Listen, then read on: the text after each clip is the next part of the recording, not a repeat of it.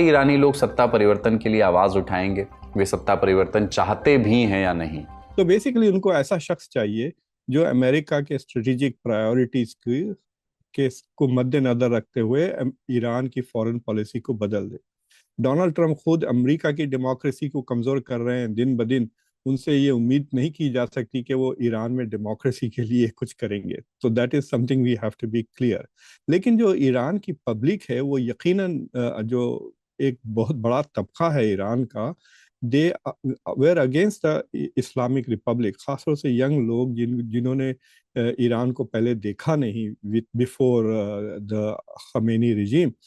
तो उनके लिए तब्दीली इज एक्सपेक्टेड, बट मुझे नहीं लगता कि ईरान की आवाम इतनी बेगैरत है कि जो लोग उसके मुल्क पर हमला कर रहे हैं, कल 150 बच्चों को मारे, उनके लीडरशिप को मार दी, फिर वो उन्हीं के हित में वो काम करे। So that is not going to happen.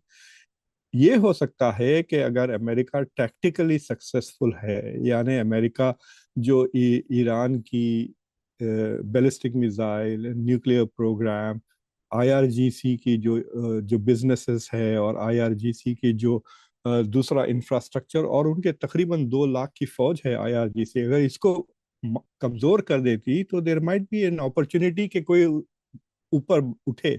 लेकिन ये जरूरी नहीं है कि जो आएगी नेक्स्ट विल बी बेटर। देखिए, यही उम्मीद लेकर अमेरिका इराक गया था, और इराक में अलकायदा तो छोड़ दे, अलकायदा का बाप आईसिस पैदा हो गया था। जब इसराइल ने हमला किया था लेबनान में, तो जब हिजबुल्ला पैदा हुआ था 1982 में, फिर उसके बाद जब अमेरिका ने इराक पे हमला किया तो आईसिस पैदा होगा। तो अगर ये गवर्नमेंट कोलैप्स हो जाती है ना ईरान की, तो it is very difficult to imagine कि वहां पे पावर वैक्यूम में क्या आएगा।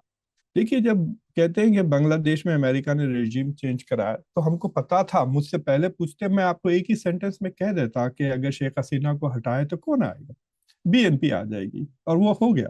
लेकिन यहाँ पे आपके सामने कोई ऐसा ऑल्टरनेटिव नहीं। ये कहना कि हम वॉशिंगटन से रजा शाह पहलवी के बेटे को ले जाकर वहां पर एक बादशाही एस्टैब्लिश करेंगे जो इसराइल की खिदमत करेगी, that is a pipe dream. Iran Iraq से करीब 4 गुना बड़ा है, आबादी में 3.5 गुना, 9 करोड़ से ज़्यादा लोग रहते हैं। तो क्या अमेरिका और इजराइल की कार्रवाई ईरान को वाकई गृह युद्ध में धकेल देगी? एक्सपर्ट से जानते हैं। अमेरिका चाह तो रहा है कि सिविल वॉर, उन्होंने उनकी बेस्ट केस सिनेरियो अगर आप पूछे तो वो ये है कि हम देखिए, ईरान की जो 2 मिलिट्री एस्टैब्लिशमेंट है, एक आईआरजीसी है और एक आर्टिश है जो रेगुलर मिलिट्री है। तो आईआरजीसी इज वेरी इडियोलॉजिकल, और जो आर्टिश है वो बहुत प्रोफेशनल आर्मी। तो अमेरिका चाह रहा है कि army take over from IRGC. लेकिन आईआरजीसी सरेंडर क्यों करेगी, मतलब वो तो बैकबोन है उस रिजीम का।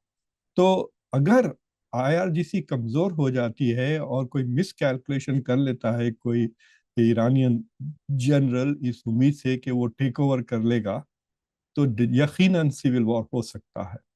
दूसरी सिनेरियो ये है कि अगर जैसा ये लीडरशिप को मार रहे हैं, अगर समझे कि 400-500 लीडर्स को मार दिए, तो there will be no leadership left, और वो केओटिक हो जाएगा। तो अफगानिस्तान की तरह डिफरेंट डिफरेंट वार लॉर्ड्स आ जाएंगे। तो you will have ungoverned spaces in Iran.